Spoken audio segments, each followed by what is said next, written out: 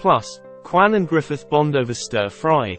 The entire staff at Gray Sloan Memorial is suffering from a mediocre crisis that somehow manages to fill an hour of television. How is this different from every other week on Grey's Anatomy, you ask?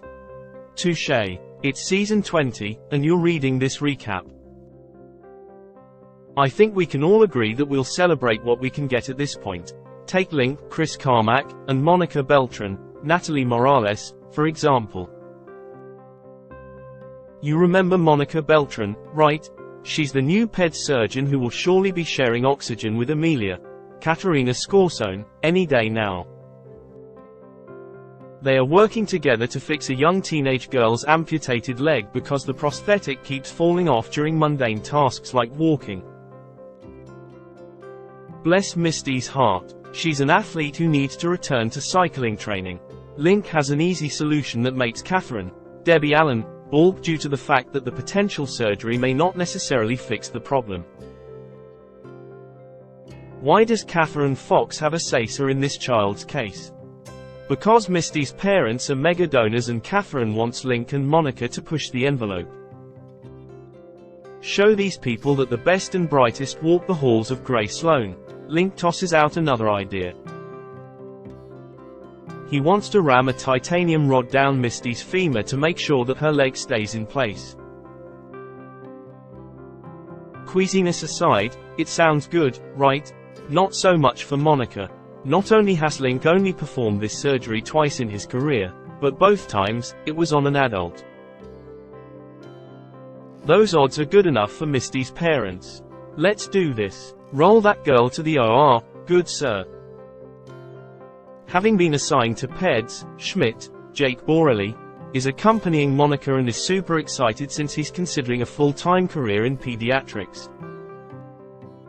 Monica nearly chokes when Link hands Schmidt the tool that cranks the rod into the girl's leg and prompts him to use a little more force. Why do I still get nervous when someone hands Schmidt something in an OR? Are his glasses on tight? Of course, the rod doesn't fit. Details. What really concerns me is that Link must start over and remove more bone from Misty's femur. I'm quite confident this is not what she signed up for when she was so cavalier about her new titanium hardware. Link smooths things over with the parents, and Misty's new leg ends up working, even though she has less with which to work. It turns out money can buy everything. After the surgery, Catherine is happy as a clam. Misty's parents were more than willing to write Catherine a check for anything she wanted to fix their baby girl. Schmidt confronts Monica for not being more of an advocate now that he's turned in his pediatric application and suggests she is not a fan of his hard work. Monica couldn't care less. What she wants to see from Schmidt is passion. That's what's going to get him through the hard days, like losing a 3-month-old unexpectedly. That explains Monica's moody behavior. It's a good thing Amelia is there to play Candy Crush with her on a lonely outdoor bench. Mark my words. A relationship is brewing. A relationship that might be puttering out is Helm, J.C. Elliott, and Yasuda, Midori Francis. Yasuda is still angry with Helm for putting her on puke duty, when she could have been helping remove a beam from a guy who had been impaled. Yasuda powers through her existential crisis by joining Teddy, Kim Raver, in what appears to be a prison wing of Gray Sloan Memorial that I don't recall ever seeing before. Did I just wander into an episode of New Amsterdam? Hey, look, they can come up with new things. The doctors assess a prisoner, Mr. Jimenez, who has been coughing for more than a year. They suspect it might be tuberculosis, but chest X-rays confirm that it's cancer. And there's absolutely nothing the doctors can do for the man but to give him meds that will help ease the pain. It's not that they are neglecting to give him proper treatment. It's more that Mr. Jimenez saw the writing on the wall and the shock on Yasuda's face and understands that he's a dead man walking. He's been in prison for 40 years and doesn't want to prolong the inevitable. Teddy has to stop Yasuda from frantically searching for cancer treatment trials all over the country. The man wants to die in peace. So Yasuda gets his favorite lemon berry coffee cake as one last treat before he's sent back to prison. You'd think this exchange would make her live in the moment and forgive Helm.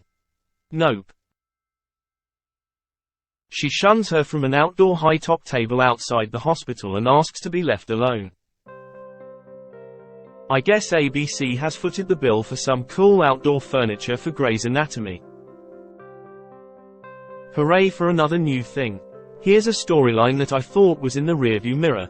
That guy Dorian, who was shot 4 episodes ago, is still in the hospital. My man will not let anyone touch him because he's done with wires and needles. All he wants is a hamburger. I understand his plight.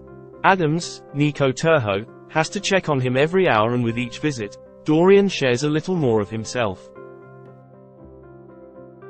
He doesn't share his blood for Adams to have lab work done, but he does share his thoughts on being an engineer.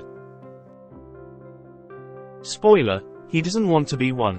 After several hours, Dorian naturally starts coughing up blood, and Adams has to yell for Richard, James Pickens Jr. to come help. Richard stands in that fog for a few too many seconds but quickly snaps out of it and saves Dorian's life by inserting a clip in the dude's gut. Adams is grateful that Richard was able to handle it. I'm grateful that Richard still got it. When Dorian wakes up, Adams gently explains that he needs to let the medical professionals do their job so that he can start living out what is on the other side.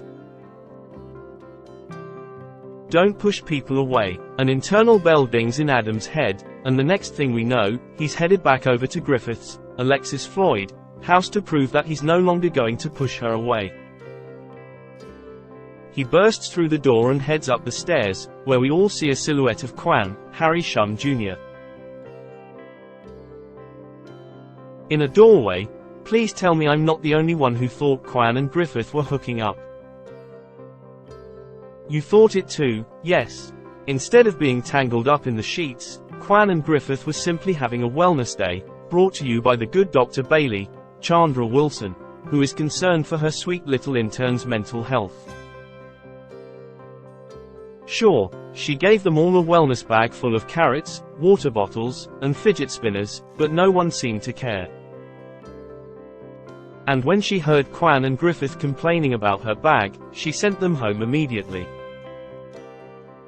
where they proceeded to use everything in her bag.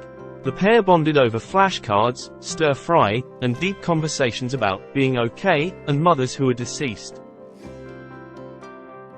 I'm not sure if they are best friends now, but I do know they are roommates.